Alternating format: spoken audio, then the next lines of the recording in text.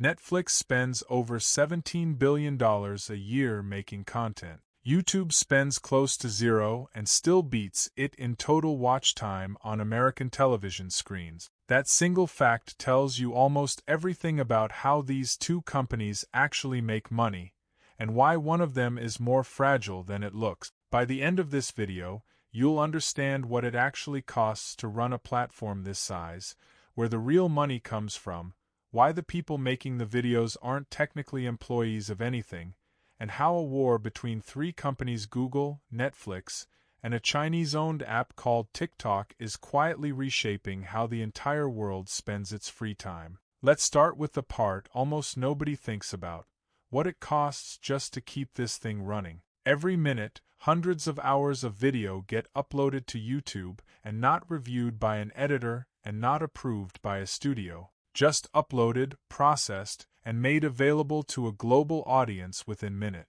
That single fact is the entire reason this business is so strange. Most media companies control what gets made.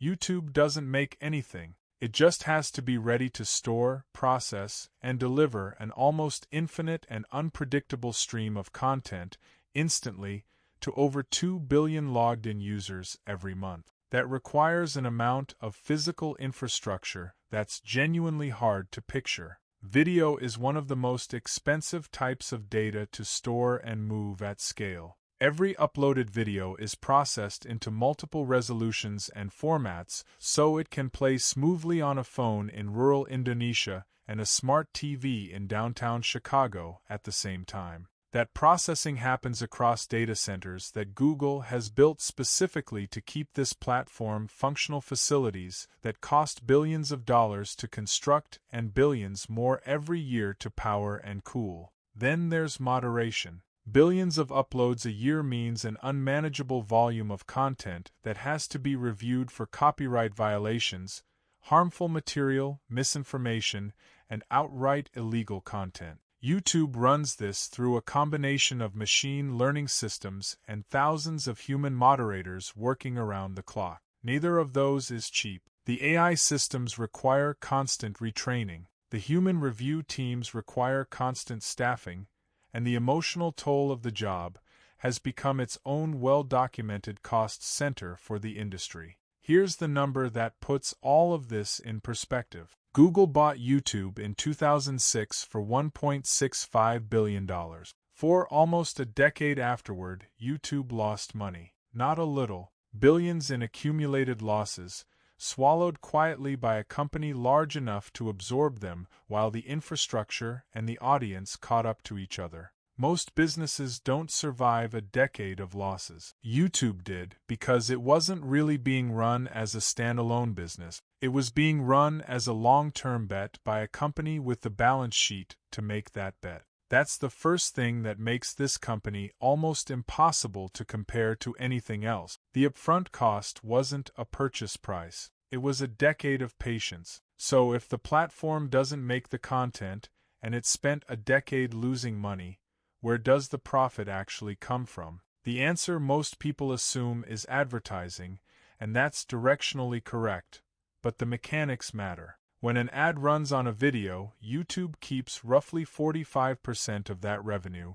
and the creator who made the video keeps the other 55%. That split is publicly stated and has stayed relatively consistent for years. On the surface, that looks generous compared to other platforms, but the real business isn't the ad revenue split. It's the volume and precision behind it. YouTube and Google as a whole sit on one of the largest behavioral datasets ever assembled. Every video watched, every search made, every pause, skip, and rewatch feeds a targeting system that makes advertising on this platform dramatically more efficient than a billboard, a print ad, or even most traditional television spots. Advertisers aren't just buying attention, they're buying precision. That precision is the actual product being sold, far more than the videos themselves. On top of advertising, there's a second and fast-growing layer: subscriptions. YouTube Premium removes ads and adds background play and offline download.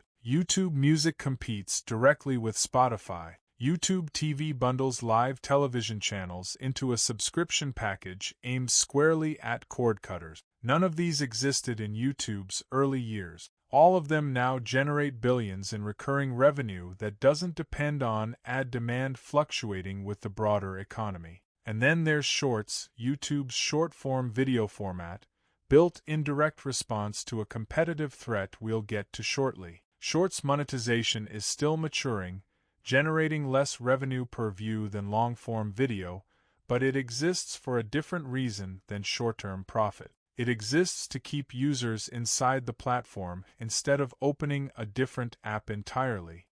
Here's the part of this business that has no real precedent in traditional media. YouTube's entire content library is produced by people who aren't employees, don't have contracts in the traditional sense, and can be onboarded or removed from the platform's monetization system algorithmically, without a phone call. Compare that to a traditional broadcaster. A television network pays writers, producers, actors, and crews upfront, whether or not the show succeeds. YouTube pays creators only after content is made, uploaded, watched, and monetized, and only according to a revenue split it sets unilaterally. Millions of people are, functionally, building this company's entire product for free, on the promise of a future revenue share that only materializes if their content performs. This is an extraordinarily efficient structure for the platform. Zero production risk, zero payroll for content creation. The company absorbs almost none of the cost of failure if a video doesn't get views. YouTube simply doesn't pay for it. The creator absorbs that risk entirely, having already spent the time, equipment, and effort to make it. It's also why the relationship between YouTube and its creators has grown increasingly tense over the years. Creators build audiences, but they don't own them. The algorithm decides who sees what, and a policy change or algorithm update can crater a channel's income overnight, with no warning and often no clear explanation. The audience belongs to the platform. The creator is, in every meaningful sense, a tenant. This is where the comparison to Netflix becomes genuinely interesting, because the two companies are answering the same question.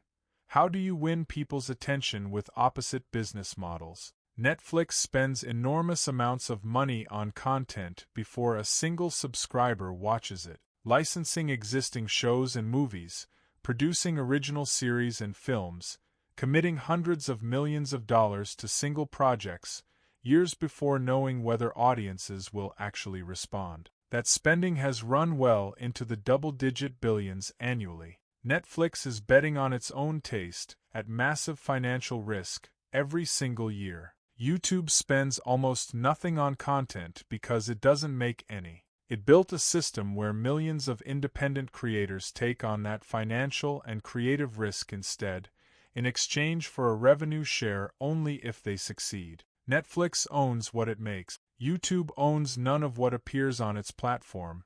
It owns the pipes, the algorithm, and the ad system around it. The result is a strange twist.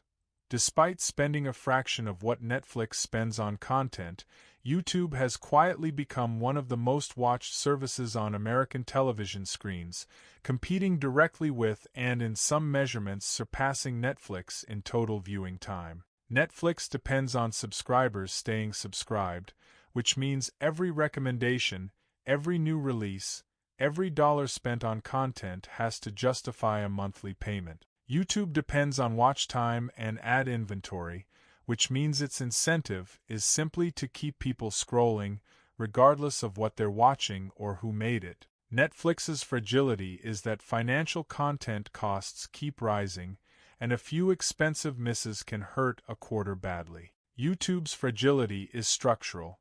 The entire business depends on millions of independent creators continuing to show up for free, and on an algorithm continuing to successfully hold attention against competitors that didn't exist a few years ago. Which brings us to the second war. For over a decade, YouTube had no real competitor in long-form video. Then a short-form app built by a Chinese company called ByteDance launched in most of the world under the name TikTok, and within a few years, reshaped how an entire generation consumes video. TikTok didn't try to beat YouTube at YouTube's own game. It built something faster, shorter, and more addictive by design.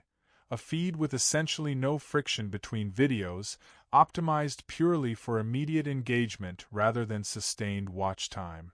It worked. TikTok pulled attention, especially from younger audiences, away from long-form platforms at a pace that alarmed every company competing for the same eyeballs. YouTube's response was Shorts, a near-direct format match to TikTok, built into the existing platform. This wasn't really about generating a new revenue stream in the short term. It was defensive. If short-form video was going to capture a meaningful share of daily attention regardless of what YouTube did, the platform needed its own version, or risk losing users to a competitor entirely outside its ecosystem. The two platforms also differ sharply in how they treat creators financially. TikTok's early monetization structure, built around a creator fund, was widely criticized by creators for paying out a small fraction of what YouTube's ad revenue share offered for comparable views. That gap has narrowed over time as TikTok has introduced more monetization tools,